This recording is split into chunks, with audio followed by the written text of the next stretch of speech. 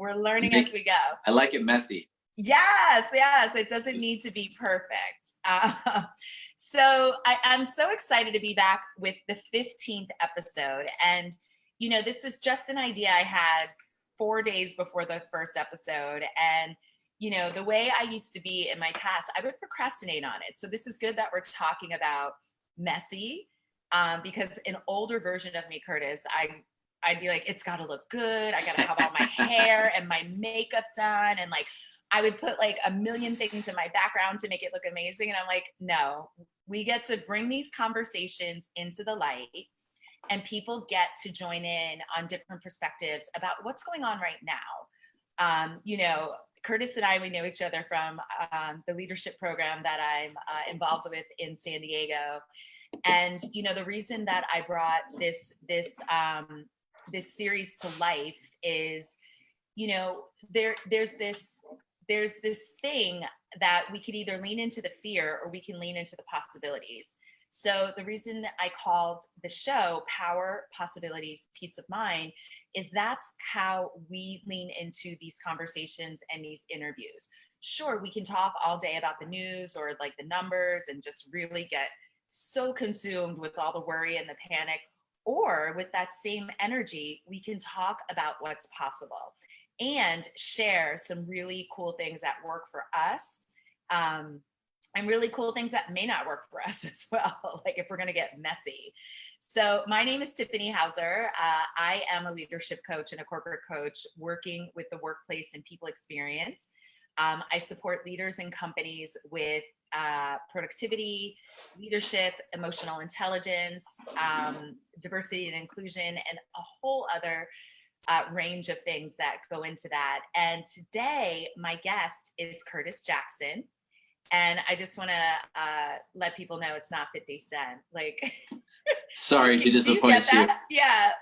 It's not so often that it gets annoying, but it's an appropriate amount at this time.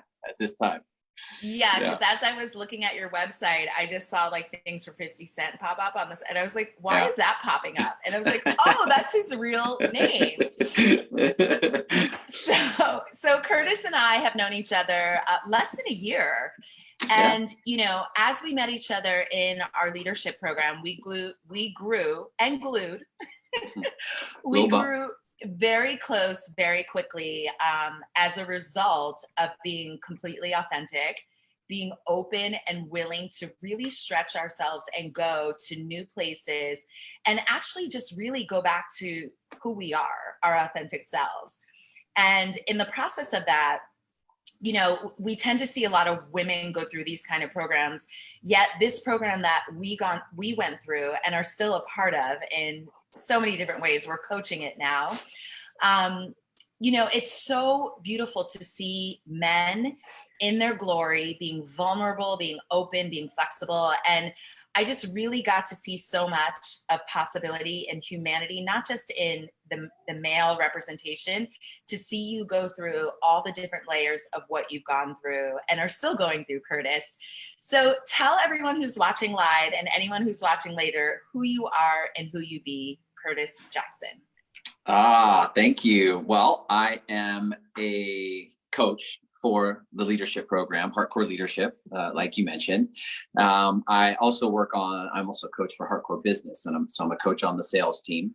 Mm-hmm. And I'm also a performance coach for dads. So I work with a lot of, men my age, 40-ish and above, typically, on all areas of their life. So as a former I was a former professional athlete, and I trained professional athletes for a long time. So obviously that's a big part of what I do. I'm very passionate about,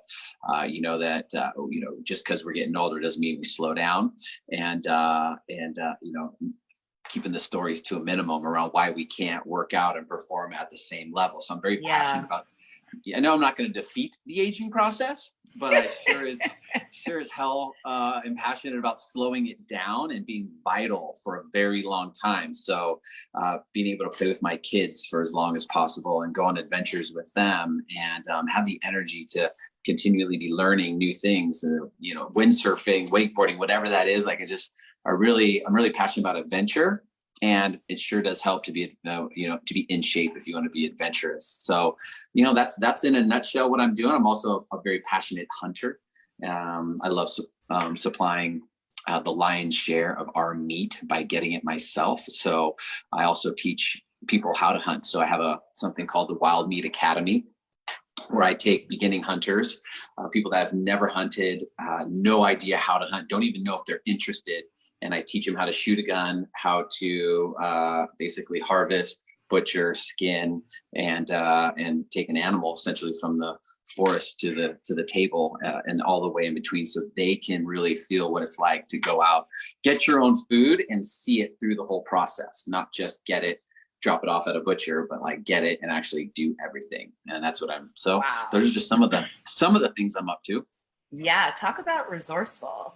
So Curtis, can you show everyone where you are, where you live? So they understand who you really are. Like, yeah, I'm in Montana. I live in Montana. So that's my view. So I don't know if you guys can see that, but that is that's the forest. I love it. I love it. So I'm also very passionate about geographical freedom. So everything I do is online. We travel to San Diego for the courses when we're teaching them in person. But I live here with my family, and we love it here. And we run around the forest and live on a half acre, and then we've got 500 acres right out the front door to go mess around in. So. I love it.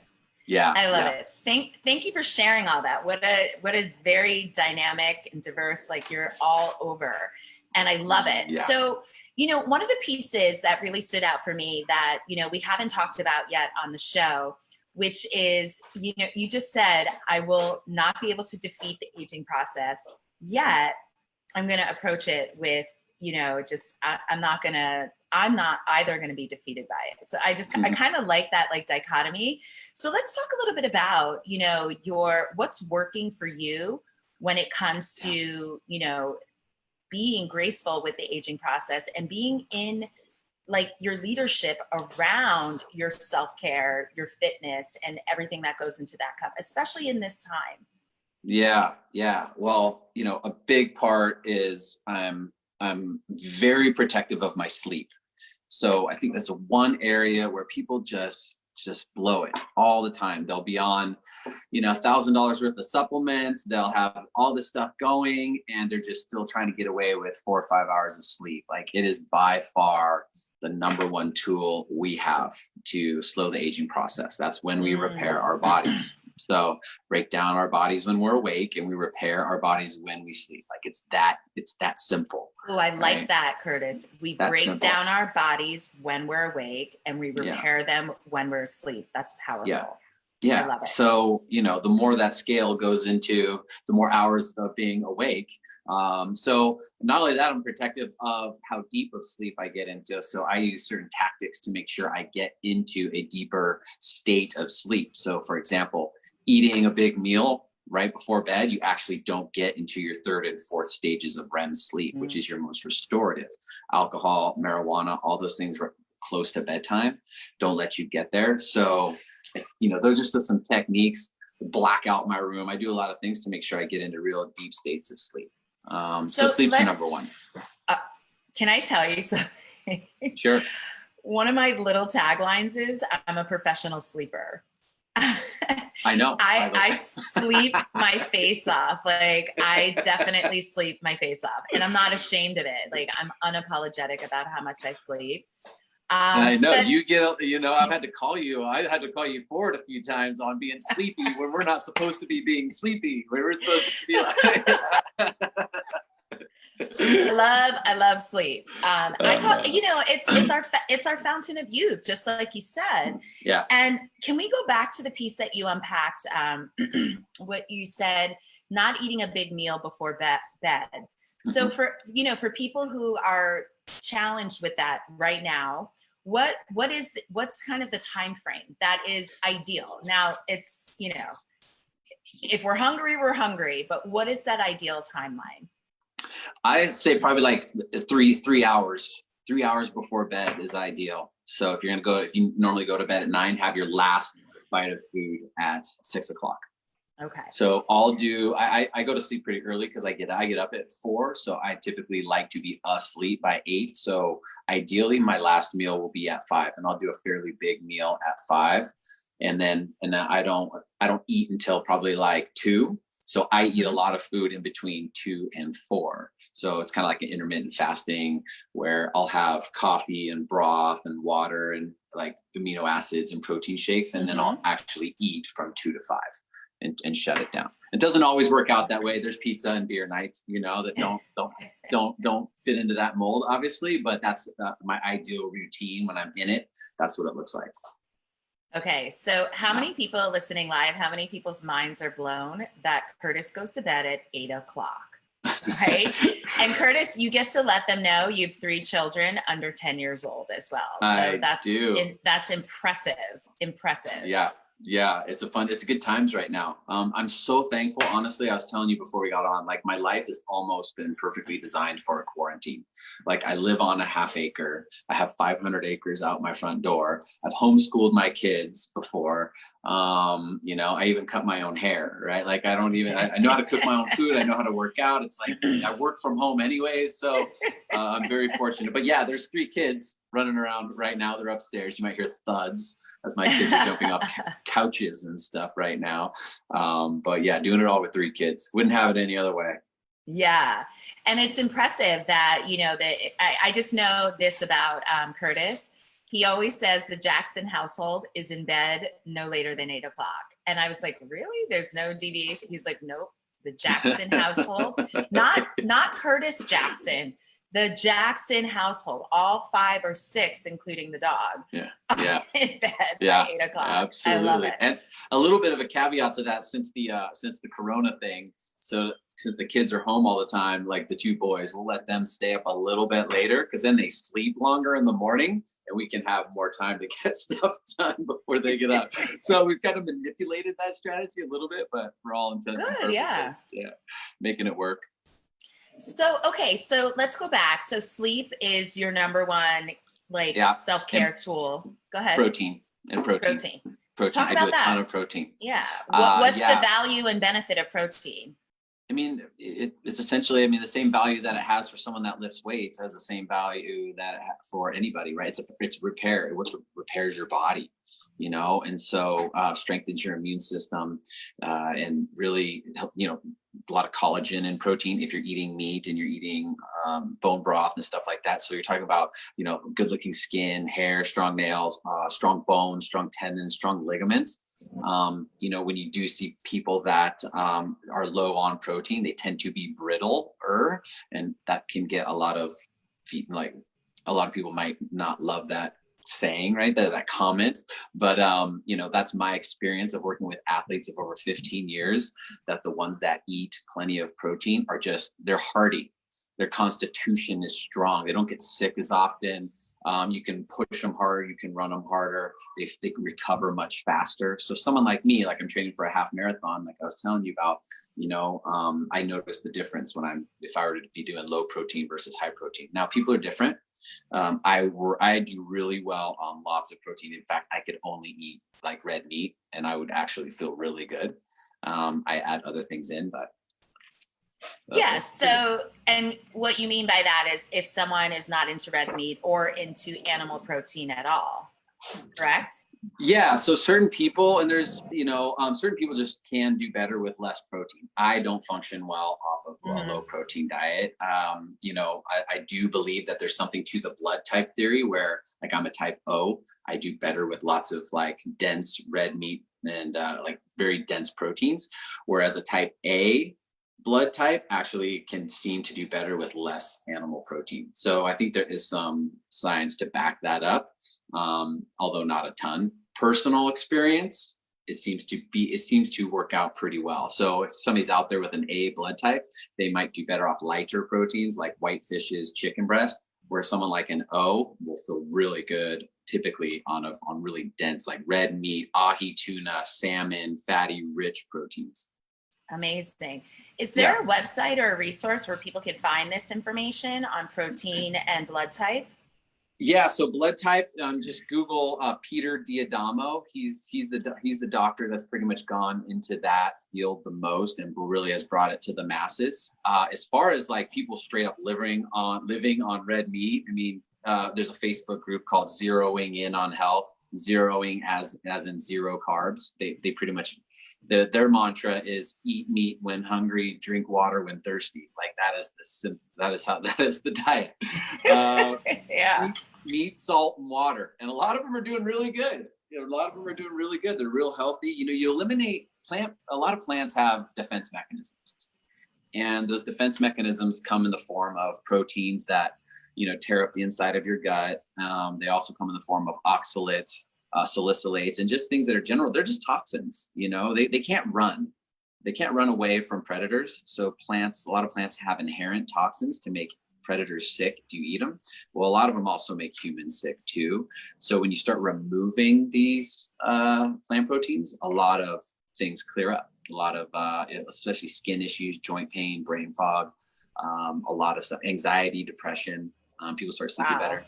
Yeah. So MeatRx is a great website to go to, and people can check. It's just a testimonial website for the most part of people that put in testimonials, because we don't have any long-term studies on a meat-only diet. Well, outside of evolution, you know, but nothing like, you know, really 20-year studies of 25,000 people that have only eaten red meat. You know, we don't have anything like that, but it's pretty interesting to see all the testimonials of what clears up.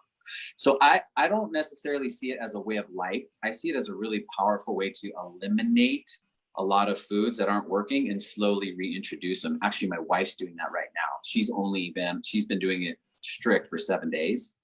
And so she's already planning like her next food to add back in, which is going to be onions. She loves onions with her meat. Mm-hmm. So she's like, oh my gosh, I just want onions. I just want to put in onions, but she's going to go 2 weeks before introducing something new. And then we can see, how do onions react to her body?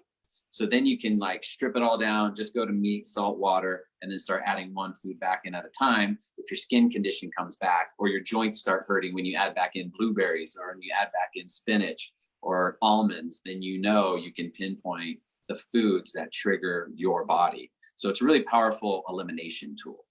Yeah. And very, very disciplined, but super simple. Yeah. And, very simple. You know, so one of the things, and first, Curtis, if people want to talk to you specifically more about this, how can they connect with you? Yeah. They can just hit me up on Facebook or Instagram, or check out my website. Great. CurtisRJackson.com. Actually, Facebook would be the best. Direct message on Facebook. Curtis Jackson, Whitefish, Montana. Otherwise, you're not going to find me. You're not going to find me. There's a lot of Curtis Jacksons on Facebook. Yeah, and you're tagged here. So how about when we're done, you pop in Dr. Peter's information or website is Zeroing In on Health is the Facebook community. And that's a bunch of carnivores in there that just eat meat. And then MeatRx is the other one. MeatRx.com is the website where it's a lot of testimonials. And the guy that started that, Sean Baker, he's actually started like a couple coaching programs out of it and other stuff now, but largely it's mostly testimonials in there of people that have recovered from various ailments by going to a meat-only diet. So and I could talk to you hours about this, because something I did not know is that plants have a defense mechanism, and some plant protein is toxic for our body. Like right there, I'm like, oh, here we go. Now I could talk all day. You know? So I've been studying nutrition for almost 20 years now. So I've seen a lot of the fads come and go. So the guy that started that, Dr. Stephen Gundry, he wrote a book called The Plant Paradox, where like obviously we think vegetables are really healthy for us. And he wrote that book. The context of that book is lectins, which is a protein in plants. Lectins have become, I know that's not good for us. Yeah. So like cashews are really high in lectins now. The new tomatoes or something. Yeah, the seeds. And the new one's oxalates. So oxalates are really high in foods like spinach and almonds, things that you would normally think are really healthy for you. And so that's more of a burgeoning science right now. And Sally K. Norton, he's leading the charge on oxalates to help people become aware that oxalates could be, causing their health issues. So you have oxalates, you have lectins. Gluten is a lectin. You've got salicylates. You've got a lot of things that plants produce. So like I have a list that is like low oxalate foods that I actually give people because there's not that many of them. Yeah. So like blueberries is one that's pretty safe. Sauerkraut. There's not a ton of foods though that like plants where you can say they don't have a lot of toxins. I'm having a giggle right now because I've spent a lot of time with Curtis. And now I understand him a little bit more because, we coach this program and there's like certain breaks where you have like a snack or whatever. He'd have a mason jar full of like beef and then a big carton of blueberries. And I'm like, there you go. Okay, interesting. And now he just explained why. Yeah. Like I never knew anyone who brought like beef for their snack. But Curtis Jackson and Maureen Vincenti. I love it. That's right. Okay. Buddy. So you're gonna, I would love for you to post some of those resources in the Facebook comments later. Because this is such a paradox, right? It's such a different point of view, especially as a lot of people are going vegan and eating plants. Which is all great. No one's right, no one's wrong. And I love what you highlighted, that we get to focus on what works for our body. Because I know, when I used to be a health coach, it wasn't about, restriction or, going down and depriving yourself anything, like no carbs or no high fat. And I was like, but does that work for you? Is that working for you? That might work for a lot of people, yet your body and your digestive system, your whole operating system is different from the next person. So you can eat all the, and I don't know why this is my example, all the steamed kale and salmon you want, but what if kale is something that compromises or challenges your digestive system? And this is what the diet says, and you're eating something that is causing inflammation and all these challenges. So I love elimination processes. Hi, that sounds like Ryan. Did you hear that? Wow. Yeah, of course. So she's loud. She's very loud. Good. That's his daughter. What is she? She's 11 a little months? over 1 years old now. Okay, so 14 months. Yeah, she's just the sweetest little thing. So, okay, so Curtis will pop in some more of those resources, because I know, like, especially like, we watch the way the farming industry is with animals, and it just breaks our heart. And we can go deep we're not going to go too deep into that today because we have so many other things that we're going to talk about. So I know there's also like a ethical thing that goes into eating meat. That is there just one little thing you want to share on that? I would say, I look at it from all angles too. With that, be open-minded.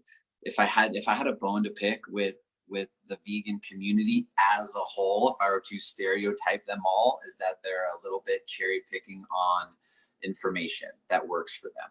So like, for example, like farming vegetables, it kills a lot of animals every year, right? Like a lot of rodents, a lot of birds are casualties of big milling equipment. So like, vegans aren't, like not killing animals. I just want to, and like, we're not killing the planet as carnivores. Like cow farts are not what's causing, the ozone to like dissipate and all that stuff. So like, and I try to stay away from blanket statements, but the point I'm trying to make is like, just really try to like see where the other people are coming from. Like there's actually a lot of parallels between an ethical hunter and a vegan. Like we actually both deeply care about animals. Like we're out there, like if there's anybody that has like the most profound respect for like the beauty and grace and strength and wits of a wild animal, it's somebody that's out there actually trying to chase them and hunt them down and like actually put them on the table as food. It's interesting because like, I'm very connected to my food. I'm very connected. I've killed that animal myself. I literally have the blood on my hands. And so I think like vegans can get this view of hunters that we're all just like bloodthirsty, these rabid people that are doing, going out and shooting giraffes in Africa. And then on the conversely, you have a lot of people that like judge on vegans because they're not eating animal protein. And so there's like the judgment between everybody is the one thing that I would really like to just like, let's just drop it all, right? Let's come together and learn together on like what we can all do to create health in everybody. Because when we have healthy people, healthy planet, like we have a chance. If we don't have that, like we don't have a chance. Like the human race doesn't have a chance. So I would just love to see the judgment dropped in all areas of health and fitness. That would be a magical day. A magical day. And thank you for being authentic and just sharing your point of view. So let's move into the health. Let's talk about the immune system, because this is something that is really important to you. And, you know, when we are really being graceful and leaning in and really being rigorous with our health, immune system is, you know, really the champion who we're fighting for. Yeah. So what are some of the things that you know, I know we talked about sleep and, you know, we talked about nourishment, nutrition. What else when it comes to the immune system? Yeah. You know, a lot of our, we talked about with the like the meat only diet, a lot of our health has to do with what we take out, not necessarily what we put in. So sugar would be the number one thing. Sugar. And then any sort of carby food that doesn't have any nutritional value to it, you know, a bag of potato chips, doesn't matter if they're sweet potato chips or, you know, chips, white rice, things that just eventually turn into sugar into our bodies really quick anyways. All those are going to depress the immune system. So for the people who don't know, Curtis, who haven't heard this before, how does sugar compromise the immune system? Good question. I mean, I couldn't go into the science of it. I don't think anybody actually would want me to go into the science of exactly how it works. I could cite some things I read in the past, like, you know, 1 teaspoon of sugar depresses the immune system for like 4 hours, you know?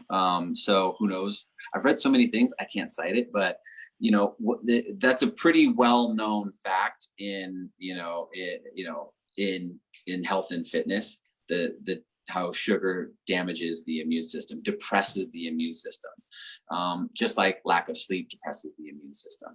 So those two things alone, if you just got rid of, you know, sugar and started sleeping 8 hours a day, right there, you're going to do two big bang things that really bump up your immune system. And that proteins repair the immune system. Amazing. So yeah, when you get back to like a more high protein diet, you also, like people that are really malnourished get sick all the times. You know, that is one of the side effects that like real, like raw vegans especially will start to see after a while. A lot of them will start to see, if they're not thriving, they start to get sick a lot. They start to get a lot of cold sores. They start aging quicker. So that is one downside to, you know, not getting adequate protein. Yeah. And I just want to highlight something that, you know, normally when we hear the word malnourishment, we think of people who don't have food or are living in despair. And you could be eating 3 square meals a day and be malnourished. Yeah, we have a country of overfed and undernourished people. You know, we have a very, you know, I live in, you know, an area of Montana where people are healthy. I came from San Diego where people are generally healthy, but there's a lot of parts of this country that subsist on, you know, highly processed and denatured foods that are lactose, high in calories and low in nutrients. What we want to do is reverse that. High in nutrients. And when you're going like red meat actually is a very high nutrient profile. Not many people know that. So you're getting a lot of good things with red meat. And so that's why we're seeing so many people do well with it. And we're also taking out all the things that are literally like causing damage to the inside of their bodies at the same time. So Curtis, that's huge. So how do you support your clients who, you know, are looking to, you know, implement this lifestyle of high sleep, high protein, less sugar? Because I'll tell you what, it's not easy. As I had 3 peanut butter cups last night, as I'm watching The Office, it's not easy. So what are some things that, you know, are in your coaching program that support this lifestyle? Yeah, you know, it's coaching into their leadership. It's coaching into their own personal leadership. You got to drill down into, you know, if someone's having someone's having trouble like putting the stuff in their body that they know is going to make them healthier, live longer, be there for their kids, be there for their wife, like be able to go out and play and run around with their children, or if they're not exercising, even though they know that that's going to benefit them, if they're not stretching so that they can move better and feel better, they're not sleeping enough, even though they know, sorry, I get this little thing coming up here. Okay, if they're not sleeping enough, even though they know that's what they get to do to be really, really healthy, like there's something that we got to get into of why they're not doing it. Because realistically, you know, although there is like an overwhelming amount of information in health and fitness, generally people do know what to do. They know if they walk more, they're going to be healthier. They know if they eat less Cheetos and more broccoli, they're going to be healthier. They do less deep fried food and more baked chicken, right? You know, deep fried chicken versus baked chicken, they're going to be healthier, but they're just not doing it. So like getting underneath of just like what's going on here, where like you're not valuing yourself enough to like actually do the things you know are good for you. Like what's underneath that? Let's go there, make small changes at first. Here's what we're going to do. Get underneath that of why they just haven't done this sooner, why they actually need a coach, why they need the accountability, right? And then as you get the leader, as you develop their leadership, you can add more on top of it. You can add more on top of it. But like I've learned my lesson of giving too much too fast. People just, they just don't end up staying.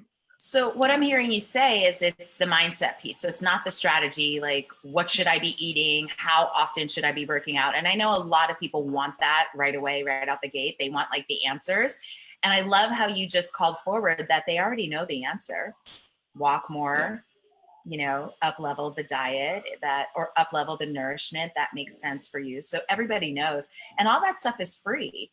You know, we're learning right now, we don't need a gym to work out. We've been at our own, you know, at our own faculties for over 3 weeks now. So, you know, so let's talk about some of those mindset pieces. So what have you noticed that gets in the way of people?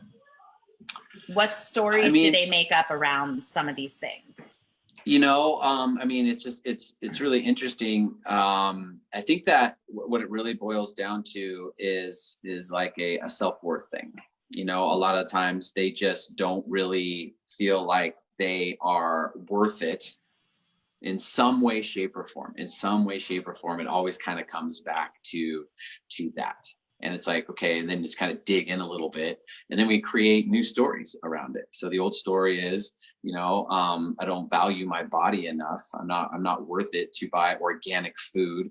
I'm not worth it to buy, you know, steak instead of ramen or whatever that is. And so you drill down and you get to, and it typically is some way, shape, or form. And so we get to, and also they haven't like anchored it to something that really like drives them. So I know I hear a lot of people say, you can't do it for anybody else. You got to do it for you. And I'm like, bullshit. What about your fucking kids? Like, you know, like think about it. And like right now, like that's so powerful, Curtis. That's so powerful because right now, you know, it is almost like, what about you and what about everyone else? Because now this virus might take you down. So what if this virus hasn't given you an anchor, and I love that, I use that in my practice, what, you know, something to anchor in. And really in my practice, it's your reason why, what really matters to you right now. Because if you're saying, I want to be 20 pounds lighter, or I wish I had more energy, or I wish, you know, I wouldn't have allergies or feel, you know, XYZ depressed or anxious, and your results, i.e. your actions, are not creating the result that you want, then there is a misalignment in your mindset. So I love that, taking people to the place of why this matters and what matters. Let me reverse that. What matters in your life and why does that matter? And when you have that, and for you, I think it's a combination of me and my family. And then just like the global connection of like, you know, right now with this, with the virus, is I get to keep my immune system up because, you know, I'm one of the people who believes I have the antibodies. I don't know if that's true or not, haven't taken a test, but I've, I'm going to go ahead and start believing that too, actually. right, That's a great, right. that's a It's great just, thing to believe. Yeah. why not? I mean, not that I'm lowering my actions around being Sure. safe, socially distancing, protecting, wearing protective gear. But I mean, like I work in fitness. I haven't been in a gym in a month, but like, I used to ride the public transportation, and, I've only lived in major cities for the past 25 years. So it's like my immune system. You've been you've been practicing for this. I've been sleeping a lot, Curtis, too. I've been sleeping a lot. And I've always been pretty mindful about the food I put in my body. I don't even microwave stuff. There's no microwave. I mean, there is, because it comes in this unit, but it's unplugged. So when I have guests and they're like, your microwave's broken, I'm like, no, we don't microwave food in this house. You can microwave what you want, but I'm just letting you know, like, that's my lifestyle. So I love that having an anchor. So connecting with the why. And what have you, go ahead. Yeah, I mean, it's the same thing, like in your business or your career, whatever that looks like, it's the same thing. We're humans are inconsistent. Humans are very inconsistent. We're inconsistent beings, and we tend to operate on our feelings, right? We tend to operate on our feelings versus our commitments. So the more committed you are to whatever that looks like, for me, it's my kids. I'm living for my kids. I'm 43. I have a 1-year-old. When she's 18, I'm going to be 60. I'm going to be 60. I'm going to be 60 when she's graduating high school. Do I want to be the old, hunched over version of myself, or do I want to walk in and people are like, wow, like, look at Ryan's dad is like jacked and athletic still at 60. That's inspiring, and all the other parents like, whoa, he's 60? Like, that's inspiring. And it's also inspiring that I can go out and play volleyball with my 18-year-old daughter at that age. I can go climb really high mountains and ski with the whole family.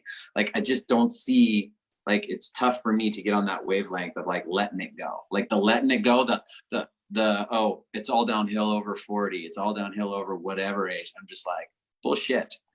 Like, I'm going to believe that I'm, going to live forever, 120. And I'm also going to believe that I have the coronavirus antibodies.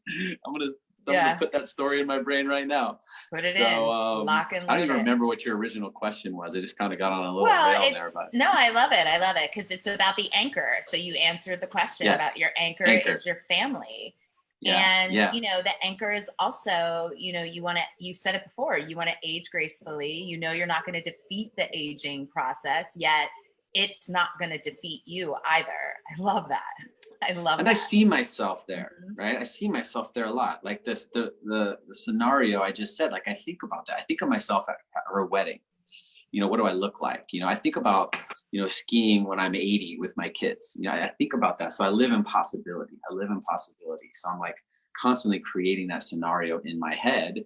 And then, as we know from leadership, intention, the mechanism always follows the intention. My intention is to be extremely vital for the rest of my life. Yeah. And so the mechanisms and always show up, the exercise, like the motivation to exercise always shows up. The motivation to eat well always shows up. Some new supplement, that I read about, all of a sudden, like, just things come together for that vision, because it's just constantly replaying in my head, all those scenarios. So I love that. How simple is that too? It doesn't cost you anything to have a vision and be committed. It doesn't cost anything. It's free. No, and sleep doesn't either. So like your vision, and between vision and sleep, and like creating those visions before you go to sleep, and then creating those visions right when you wake up. Joe Dispenza talks about that state of mind. I'm going to jack up the science of, I think that's either like the gamma brain waves coming. There's like that window when like you really start to get into creating your future, the things you're thinking about right before you fall asleep, and then right when you wake up, spending time just thinking about that stuff, who you want to be. I love it. I love it. So Curtis, as we come to a close, is there anything else you want to share with the audience, relative to what's going on right now with their immune system, with their mindset, with anything else that, the resourcefulness that you took us through around being self-sufficient? Yeah.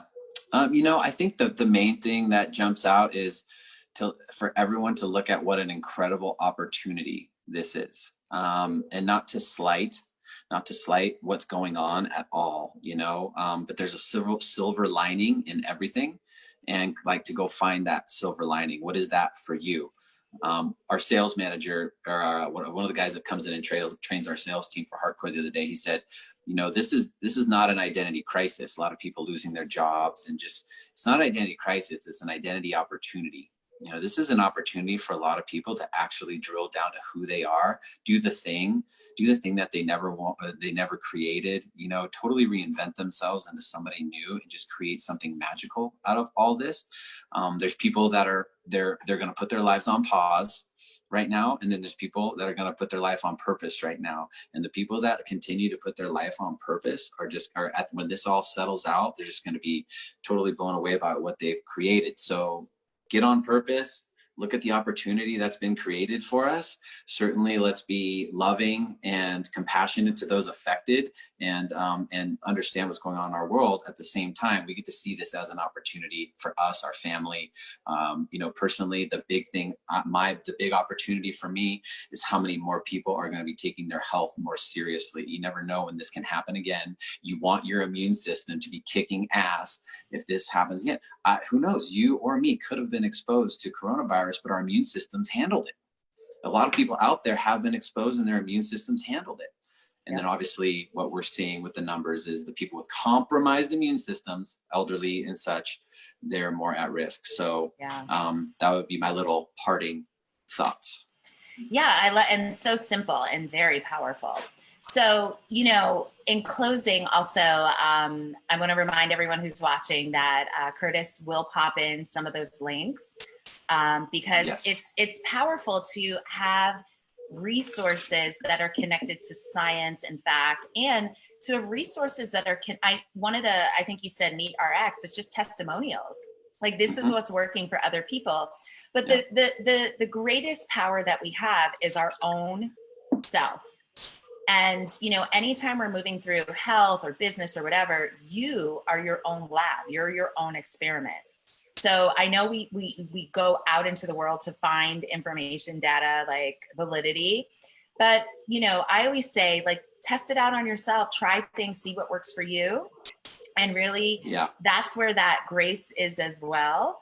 But I love that your final piece is our immune system, because that is something that is not really being talked about enough in my experience, because the immune system, it's our vitality. It's our like protector, and it's our inner warrior that's always like looking out for us and it's giving us signs even before the illness or the virus is even, it's telling you, no, like sneezing, coughing, like tiredness, all that's, it's telling you, slow it down, notice what's going on. What did you just eat, or what did you just experience? Because something is not working for you right there. So I love that, Curtis. I love the immune system highlight here. Yeah, and change your story. If your story right now is I have a shitty immune system, change the story now. Like, I'm always saying my immune system kicks ass. I start getting a little tickle in my throat, my immune system's going to kick the shit out of this. That's just my personal language and that's what I go into. But like, you got to, if you keep believing, you've got a damaged or depressed immune system, that's what you're going to create. So, change your story. I love it. Thank you for anchoring us right back to the mindset. So Curtis Jackson, thank you so very much for joining us today. You're welcome. Thank you. You are so powerful, dude. And again, Curtis and I will come in and there's a couple of questions, Curtis, on the Facebook. Curtis will drop in all those resources